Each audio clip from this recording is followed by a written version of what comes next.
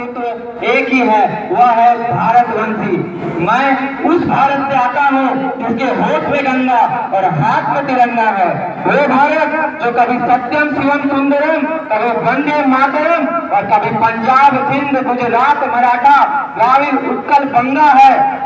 मैं उस भारत से आता हूँ जो टुकराए हुए लोगों की शरण स्थली बन जाता है और 7 समुंदर पार परदेशियों को भी सिस्टर एंड ब्रदर कहकर बुलाता है। मैं उस भारत से आता हूँ जिसने विश्व को उपदेश और कर्म योग सिखाया, वसुधैव कुटुंबकम के सिद्धांत पर जिया। मेरा भारत वह नीलकंठ है जिसने खुद विष पीकर दूसरे को अमृत दान किया। मैं गौतम के भारत से आता हूँ जहाँ जनहित के लिए राजपुत्र सन्यासी हो जाता है। मैं राम के भारत से आता हूँ जहाँ पिता की एक बात पर बेटा सिंहासन त्याग कर वनवासी हो जाता है। मैं उस भारत से आता हूँ जो यहाँ स्त्री को उसके स्वाभिमान से पहचाना जाता है। मेरा भारत आकाश का बलवान है फिर भी धरती का धैर्यवान है। मेरा भारत प्रेम का पुण्य लोक, अहिंसा का जन्म स्थान है, किंतु राष्ट्र पे आ जाए तो बच्चा बच्चा भगत और सुभाष है। मैं उस भारत से आता हूँ जो ना कभी रुका, ना झुका, ना डरा। मैं उस भारत से आता हूँ जो वीरता की वसुंधरा है। मैं उस भारत से आता हूँ जो शांति का पहला शंखनाद और मानवता का अंतिम आसरा है। मेरा भारत वेदों की ऋचाओं से जन्मा, उसके परिचय के लिए इतना ही पर्याप्त है कि अमृत स्वरूपा गंगा यमुना ने उसे सींचा है। मेरा भारत ऋषियों के आश्रम में पला, युग पुरुष की अंगुली थाम कर चला और संघर्ष की प्रचंड अग्नि में चला। मेरा भारत का इतिहास का पहला पन्ना तब लिखा गया जब मनुष्य ने समय, दिन और तारीखों में बांटना नहीं सीखा।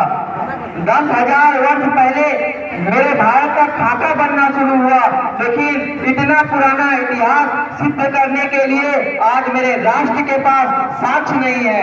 लोग सवाल उठाते हैं कि सिंधु घाटी सभ्यता को तो सिर्फ 3400 साल ही हुए, पर मेरा भारत 10,000 वर्ष का दावा क्यों करता है? मैं क्या उत्तर दूं उन इतिहासकारों को जो ईंट पत्थर की गवाही के बिना गूंगे हो जाता है? 3400 साल पहले अवशेष तो उन्हें दिखाई देते हैं, लेकिन 5000 वर्ष पहले कुरुक्षेत्र में शस्त्र त्याग चुके अर्जुन को गीता का ज्ञान देते कृष्ण नहीं दिखाई देते, और 8000 वर्ष पहले रचे गए ऋग्वेद की ऋचाएं नहीं दिखाई देती। आज मानचित्र पर मेरे भारत की छवि है, वह हमेशा से ऐसा नहीं थी। अनेक टुकड़ों में बटा हुआ था, जनपद महाजनपद में बटा हुआ था। फिर एक दिन तक्षशिला में जन्मे माँ भारती के एक पुत्र जिसने अपनी शिखा खोल दी और वहीं से मेरे राष्ट्र का अखंड राष्ट्र बनने का मार्ग खुल गया। खंड खंड में बिखरे हुए मेरे राष्ट्र के अंग एक ध्वजा तले सिमट आया, और आज की भौगोलिक भाषा में कहूँ तो चाणक्य और चंद्रगुप्त ने मेरे भारत को बंगाल से बलूचिस्तान, कश्मीर से कंधार तक फैलाया। मेरा राष्ट्र की भुजाएं विस्तार कर हो रहा था। फिर अशोक की वीरता अपने दादा चंद्रगुप्त के साम्राज्य की ओर बढ़ाने के लिए प्रतिज्ञाबद्ध थे। अशोक ने मेरे राष्ट्र की सीमाओं को तक्षशिला से ईरान की ओर खींचा। मेरे राष्ट्र का विस्तार पूरे विश्व को अचंभित कर रहा था, भौगोलिक और आध्यात्मिक दोनों ओर से। एक तरफ मेरे भारत के हाथ में चमकती हुई तलवार लहरा रही थी, तो दूसरी ओर मेरे भारत के गले से बुद्ध और महावीर की वाणी गूंज रही थी। सदियां बीतती रही, मेरा राष्ट्र समय के धरातल पर कभी दौड़ा, कभी चला, तो घुटने के बल रहेगा, पर कभी रुका नहीं। कर्म योग के सिद्धांत पर चलता हुआ मेरा राष्ट्र वैभव और संपदा के शिखर पर जा पहुंचा। मेरे देश को सोने की चिड़िया कहा जाने लगा, और मेरे राष्ट्र की चमक सुदूर देश में बैठे लुटेरे आक्रमणकारियों को लुभाने लगा। मैसेडोनिया का वह राजा सिकंदर महान जिसकी सेनाएं विश्व विजय पर निकली थी, पर पर्सिया कंधार को अपने शमशीरों से चीरता हुआ मेरे देश की सीमाओं में दाखिल हुआ। हुआ राजा सिकंदर महान जिसकी सेनाएं विश्व विजय पर निकली थी, पर पर्सिया कंधार को अपने शमशीरों से चीरता हुआ मेरे देश की सीमाओं में दाखिल हुआ। सिकंदर दुनिया का बहुत बड़ा भूभाग जीत चुका था और मेरे भारत को जीतने ही वाला था कि माँ भारती के वीर पुत्र पंजाब के राजा पोरस उसके पागल घोड़ों के सामने दीवार बन खड़ा हो गया। यूनानी इतिहासकारों ने लिखा सिकंदर विजय हुआ, लेकिन अफसोस इस बात का है कि भारतीय इतिहासकार ने उस झूठ को चुनौती नहीं दी, कभी पूछा नहीं उस यूनानियों से कि अगर सिकंदर जीता तो खाली हाथ भारत से वापस क्यों गया। सच यह है कि साम्राज्य का भूखा वो गिद्ध मेरे माँ भारती के बदन का एक टुकड़ा नहीं नोच पाया। पोरस ने उसकी खूनी पंजी तोड़ डाले, ऐसा हराया कि उसका आत्मविश्वास चकनाचूर हो गया। सिकंदर आखिरी नहीं था, अरब, महमूद, तुर्क, तैमूर, मंगोल भी घोड़े चढ़कर धूल उड़ाते हैं और मेरे मंदिरों का सोना चुरा ले गए, मेरे ग्रंथ जला दिए और मेरे राष्ट्र का इतिहास को छिन्न भिन्न कर गिर दिया। अनगिनत घाव लगे माँ भारती के बदन पर, लेकिन विश्व बंधुत्व का आदर छाया रहा मेरे मन पर। परदेशी शमशीरों का चोट खाता रहा और अतिथि देव है शहादत की खुशी, जाते जाते दुखी भी हूँ, है शहादत की खुशी, जाते जाते दुखी भी हूँ। हाय रे आजादी, तेरा घूंघट उठाना रह गया, तेरा घूंघट उठाना रह गया। माँ भारती की बेटी वीरांगना लक्ष्मीबाई, जिन्होंने दूध मुहे बच्चे को पीठ में बांध कर अंग्रेजों से भिड़ गई और उनके लाल वर्दियों के धागे खोल दिया।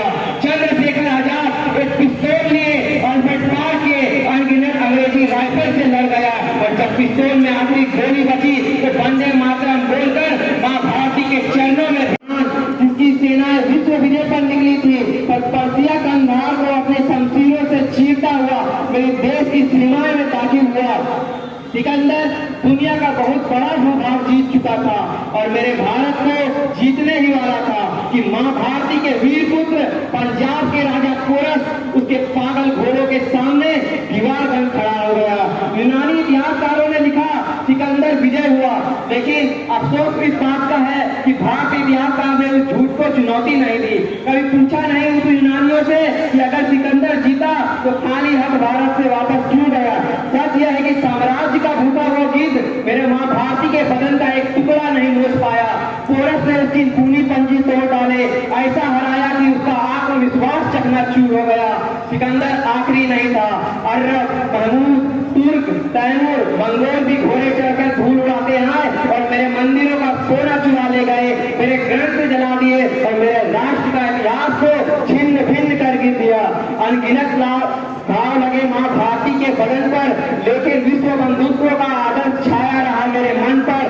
परदेशी शमशीरों का चोट खाता रहा और अतिथि देव है शहादत की खुशी, जाते जाते दुखी भी हूँ, है शहादत की खुशी, जाते जाते दुखी भी हूँ। हाय रे आजादी, तेरा घूंघट उठाना रह गया, तेरा घूंघट उठाना रह गया। माँ भारती की बेटी वीरांगना लक्ष्मीबाई, जिन्होंने दूध मुहे बच्चे को पीठ में बांध कर अंग्रेजों से भिड़ गई और उनके लाल वर्दियों के धागे खोल दिया। चंद्रशेखर आजाद एक पिस्तौल लिए और फटकार के अनगिनत अंग्रेजी राइफल से लड़ गया और जब पिस्तौल में आखिरी गोली बची तो वंदे मातरम बोलकर माँ भारती के चरणों में अनगिनत अंग्रेजी राइफल से लड़ गया और जब पिस्तौल में आखिरी गोली बची तो वंदे मातरम बोलकर माँ भारती के चरणों में भेंट चढ़ गया। 25 वर्ष की भरी जवानी में आजाद प्राण छोड़ गया। सुभाष चंद्र बोस, महात्मा गांधी, सरदार वल्लभ भाई पटेल, मंगल पांडे, खुदीराम बोस जैसे अनगिनत स्वतंत्रता सेनानियों ने अपना सर्वस्व निछावर कर अपनी माँ भारती को स्वतंत्र किया। जो हाथ मेरे माँ भारती की ओर बढ़े, वीरों ने उसे काट फेंक दिया और जो मेरे आंख मेरे राष्ट्र की ओर उठे उसे हमेशा के लिए बुझा दिया। मैं भारत हूँ, बलिदानियों की रक्त से भींगी हुई मेरी वादी है। मेरे माथे पर स्वतंत्रता का 75वां सूर्य चमक रहा है, क्योंकि मेरे सीने में शहीदों की समाधि